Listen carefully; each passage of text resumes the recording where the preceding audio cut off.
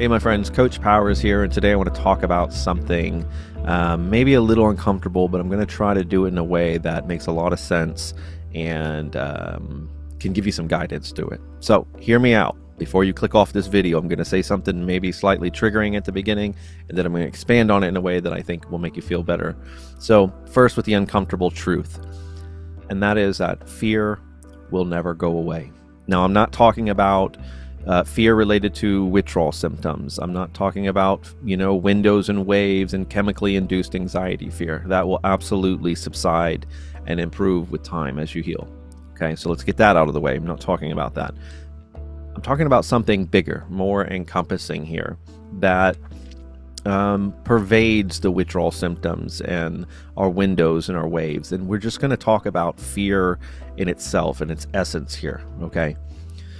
Fear is a normal part of survival. It's part of our genetic makeup. It's part of our limbic system in our brain, right? Fear is kind of nature's way of saying, hey, be careful. Something might be dangerous. There's something here that you need to really pay attention to, right? So in that regard, you don't want to live without fear. In fact, there's people who have a kind of faulty amygdala and they don't produce fear to things that every one of us would be afraid of. For example, they could walk right out in front of a train or a bus and have a resting heart rate, just no sense of danger. They could walk up and pet a grizzly bear, no sense of danger. Jump into a lake with an alligator, no sense of danger. And so there are accounts where these people, studies on these people that had like a faulty amygdala and didn't experience fear. And on the outside you go, well, that's great. I would love that. It's like, no, you wouldn't. These people went on to often be victims of all kinds of crimes and abuse, and they were constantly getting hurt and injured because they just didn't have that instinct to protect them. Fear as an instinct and a survival mechanism is wonderful. Nature did not get that wrong. We played God a little bit, for really serious, and we started taking these meds and sort of tranquilizing this limbic system, sort of tranquilizing that fear center of our brain. And then as we're coming off the benzo, or if the benzo stopped working, now we have this neurological dysregulation or dysfunction thing happening here. And the glutamate is running rampant. The GABA is basically depleted, or, we're very vulnerable to it. And fear just runs amok. And I always say fear is like a river flowing down a mountain. It has to go somewhere. You can't dam it up. You can't back it up. It will go somewhere. And if you dam it up in its main form, it will just flow over into, to the sides and form new little mini rivers. So what do I mean by that? I mean, you have the signal of fear right now. Some of you watching this are saying, God, I just feel fear today. If you're not careful, if you just try to compartmentalize that fear or block it in some way or run from it or restrict it, watch what it does. It will start to change form on you. It will sort of like a bear roaming around your house. It will start to go to your windows and your back door, and it's clawing at different areas trying to get in. It wants to get in. It's going to get in. It's going to get in. The best thing you could do is just open the door and let the damn thing in. Say, okay, sit here. Because it's not a real bear, right? None of us are actually in danger of anything bad happening to us. It's scary. It's maybe painful. It maybe is wildly uncomfortable. It's taken longer than we wanted it to take. Nobody understands it. Our doctors have gaslit us. We understand all the features of it. But in itself, the fear that you are feeling is not a direct, it's not direct evidence that something bad is actually going to happen to you. It's just evidence that your brain is telling you that, right? So you can't dam up fear. And if you try, it will come in through a different, a different crack in the wall even. And this will manifest in ways like health anxiety, weird somatic symptoms. Why do I have this ear ringing or this weird symptom that's just, it's not just a benzo symptom at that point. It's something else. It's more powerful. It's stronger. It's lingering. It's somehow tied into that limbic system. The more I focus on it, the more I'm anxious about it. The more I feed the fear, the stronger it gets, right? So we're never going to get rid of fear. We're not supposed to get rid of fear. Here's the key, my friends. What we're trying to do is change our relationship with fear that is so much more powerful and important when you really step back and look at it. Now, this might seem almost obvious to some, but let me tell you, as a Benzo coach, working with so many people from around the globe, it's not that obvious. People get so triggered by their fear, and they think that because they still have fear, that in itself is evidence of bind or some kind of benzo injury, or that they're never going to heal. It's almost like they forgot that fear was normal to some level. So you're never going to get rid of fear, but you can coexist with it. And that is the trick. That is what science has been saying for 100 years when studying, the field of psychology, studying fear, anxiety, all of these type of manifestations. It's not the thing, situation, symptom or event that hurts us the most. It's our interpretation of it. In other words, how do you symbolize this thing that you're afraid of? Take tinnitus, ringing in the ears, right? And you might think, one person might think, not a big deal. Just ringing in the ears, another symptom, it'll go away, no big deal. Person B will look at it and say, that's a direct sign of neurological damage. That's evidence that I have brain damage, and therefore I may never heal, right? And so the more you become hypervigilant of that symptom, of course, the louder it gets. The louder it gets, the more hypervigilant you become, and it creates this feedback system, just bouncing back and forth. And we suffer, and we suffer, and we suffer, and it drives up glutamate, and it decreases the natural GABA. And so when cortisol, norepinephrine, glutamate is increased, all the feel-good neurotransmitters and hormones, all those feel-good chemicals take the back seat. They're suppressed. They're literally depressed, pushed down by the correct definition of the term depressed. Depression, to push down. That's exactly what's happening to those things. So what do we do about this? Number one, radical acceptance. You have to be able to see it for what it is. Don't make it bigger. Don't make it smaller. Make peace with it. And radical acceptance is not about just, looking at all your symptoms and your situation and going, great, I'll just surrender to it. I'll just succumb to all this badness. I'll just let it kill me. I'll just let it happen. It's not an act of giving up. It's clarity. It's the realization that I'm fighting against something that I have no control over. And by the very act of resistance, I am more or less amplifying this whole thing and keeping it going to greater lengths. And then that becomes more of a risk.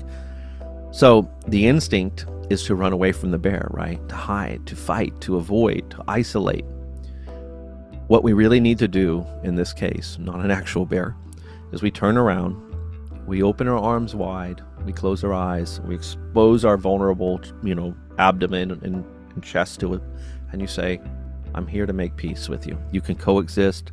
If you want to hurt me, I will not fight you. You almost got to be like Gandhi or Jesus. You just let it happen, because you understand that resisting it will only make things worse. And you also understand that it's an illusion. It's an oasis. It's a mirage of the limbic system. There is no bear. You're actually in no danger, right? So when you think about it that way, it makes it a lot easier to do just that. You're not turning around and letting a grizzly bear maul you. Now, this is a strange idea. How do you do that when everything inside you is saying there's a grizzly bear and he's going to eat me? And here's coach saying turn around and just invite him in. My friends, especially with panic, which is fear of fear, when you turn around and invite the bear in, so to speak, you actually reclaim your power. You're making a choice. You're not running, you're not hiding, you're not avoiding, you're not isolating, you're not distracting, you're not looking for reassurance. You're turning around, you're looking the fear in the eye, and you're saying, I see you. There's nothing I can do about you, any more than hopefully you already are, working a program, recovering smart, intelligently, learning to lull down your symptoms, learning to gradually push back, maybe good therapy, diet, all these other things.